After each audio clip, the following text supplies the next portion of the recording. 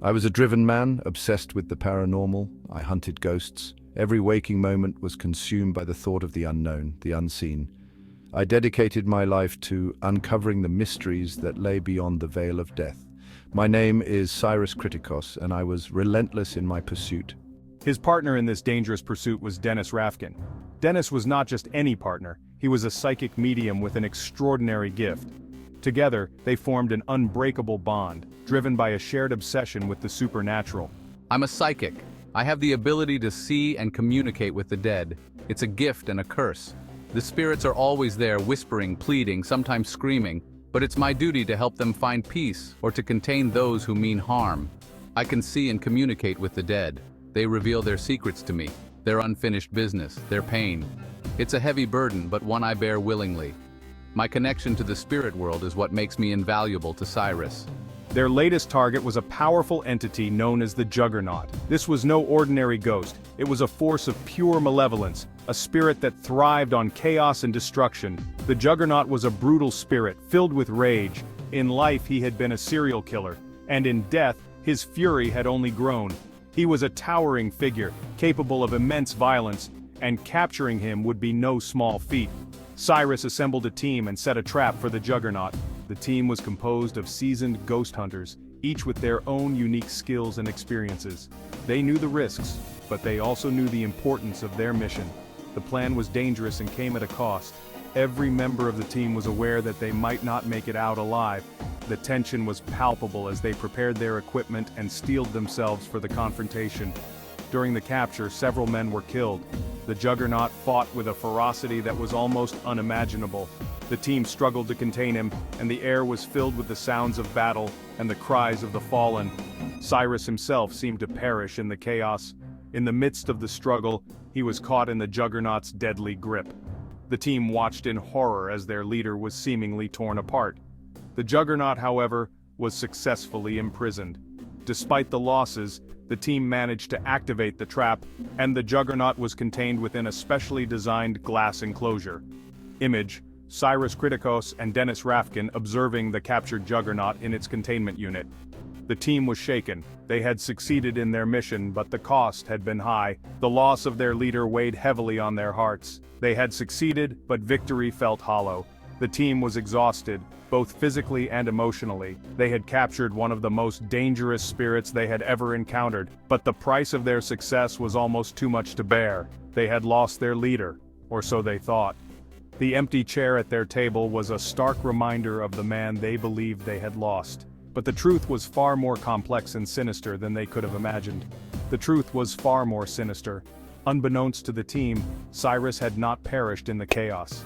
He had orchestrated his own demise, a masterstroke in a much larger, darker plan. Cyrus Kriticos had orchestrated his own demise. He had faked his death to further his own mysterious and malevolent agenda.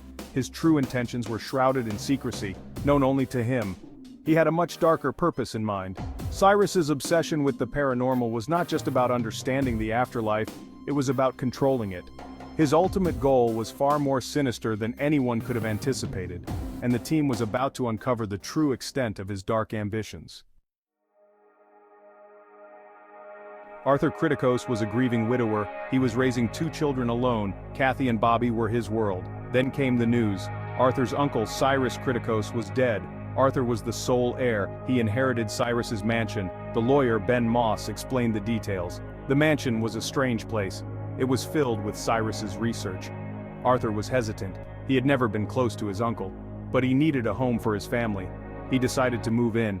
He had no idea what awaited them. The mansion was more than just a house. It was a machine.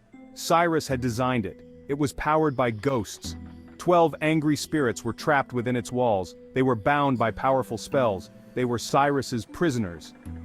Image: a wide shot of the mansion's interior showcasing its Gothic architecture and eerie atmosphere. Dennis Rafkin was suspicious. He sensed something was wrong. He investigated the mansion and discovered the truth. The ghosts are real, they are dangerous, and they are trapped. I knew I had to do something, but I was in over my head. Bobby Kriticos was a sensitive boy. He could see things others couldn't. He started seeing ghosts in the mansion. One of them was his mother, Jean. She seemed to be trying to warn him. Bobby was terrified. One night, Bobby was attacked. A ghost known as the Jackal lunged at him. Arthur and Kathy were helpless. Suddenly a woman appeared. She fought off the Jackal. I'm Kalina. I'm a spirit liberator. I'm here to help. The mansion, it's not just a house, Arthur, it's a machine. A machine fueled by the captured ghosts. Kalina explained the situation. The mansion was a machine. It was fueled by the captured ghosts. Cyrus had a plan. He wanted to create a 13th ghost. This ghost would be the key. It would activate the machine's full power. Arthur was horrified. He realized the truth. Cyrus had planned his own death.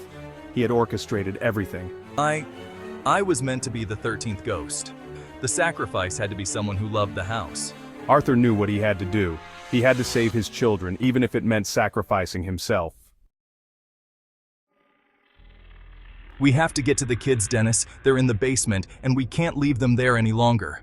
The house is getting more dangerous by the minute. I know, Arthur, but we have to be careful. This place is crawling with angry spirits. We need a plan, but these ghosts, they're everywhere, and they're angry. We can't just rush in without thinking. Arthur and Dennis ventured into the basement, their hearts pounding with fear and determination. The air was thick with the presence of restless spirits. The children were trapped there, huddled together in a corner, their faces pale with terror.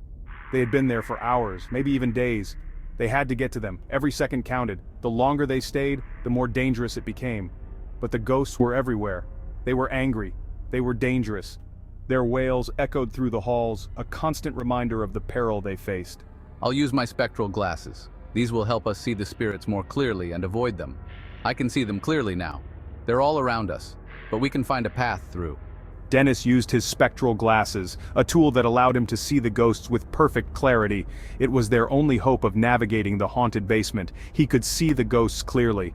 They were more terrifying than he had imagined, their faces twisted in rage and sorrow. He guided Arthur through the darkness, carefully avoiding the spirits that lurked in every shadow. Stay close, Arthur, this way. We need to move quickly but quietly. The ghosts attacked. They were relentless. Their fury was palpable, and they seemed determined to prevent the rescue. Arthur, go. I'll hold them off. Get the kids out of here. Dennis knew he had to buy Arthur some time. He created a barrier, a shimmering wall of energy that held the ghosts at bay, if only for a moment. He trapped himself with the most powerful ghosts. He fought bravely, his every move a desperate attempt to protect his friend and the children. But he was outnumbered. He was outmatched. The spirits closed in, their rage unyielding. Dennis was killed. The scene was brutal, with ghostly figures mercilessly attacking him. He didn't stand a chance against their overwhelming power. The hammer and the Juggernaut were too strong. Arthur was devastated. He couldn't believe what had just happened. His heart ached with the loss of his dear friend. He had lost his friend. The pain was unbearable, and the weight of guilt pressed heavily on his shoulders. He felt responsible for Dennis's death. Dennis, no, this can't be happening. How could I let this happen? But he had to go on. Despite the overwhelming grief, Arthur knew he couldn't give up. He had to find the strength to continue. He had to save his children. They were his only hope, his reason to keep fighting. He couldn't let them fall into the same fate as Dennis. He reached the center of the basement. The air was thick with tension, and every shadow seemed to hide a lurking danger. And there he found Cyrus, the man he once trusted, now standing before him with a sinister smile. Cyrus was alive. The shock of seeing him sent a chill down Arthur's spine. He had thought Cyrus was dead. He had faked his death. He had planned everything. He had manipulated Arthur. Every move, every decision Arthur made was part of Cyrus's grand scheme. He had used him. S3. Media. Shocked man seeing someone alive. Surprised reaction shot. Cyrus? You're alive? How could you do this to me? You used me, Cyrus. You betrayed my trust. You planned all of this. Every single moment you were pulling the strings. Yes, Arthur, I did. And it was all for a greater purpose. And now it's time for you to fulfill your role. You have no choice in the matter. Arthur was furious. He attacked Cyrus. The rage inside him exploded and he couldn't hold back any longer. He fought with all his might. Every punch, every kick was fueled by the pain and betrayal he felt. He was determined to stop him. He couldn't let Cyrus's evil plan come to fruition. I won't let you get away with this. This ends now, Cyrus. Maggie, the children's nanny, intervened. She had discovered the truth about the house. She knew how to stop the machine. I've had enough of this crazy house. She disrupted its controls. The ghosts turned on Cyrus. They threw him into the machine. He was consumed by his own creation.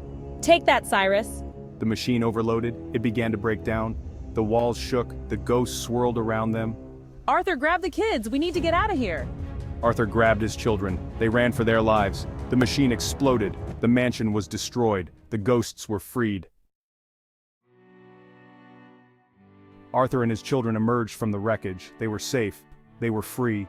The ghosts were gone. But the experience had changed them. They had faced their fears. They had lost a lot. But they had also found strength. We're safe now. It's over. Jean's ghost appeared one last time. She smiled at her family.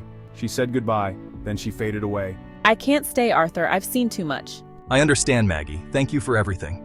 Maggie decided to leave. She couldn't stay. She had seen too much. Arthur understood.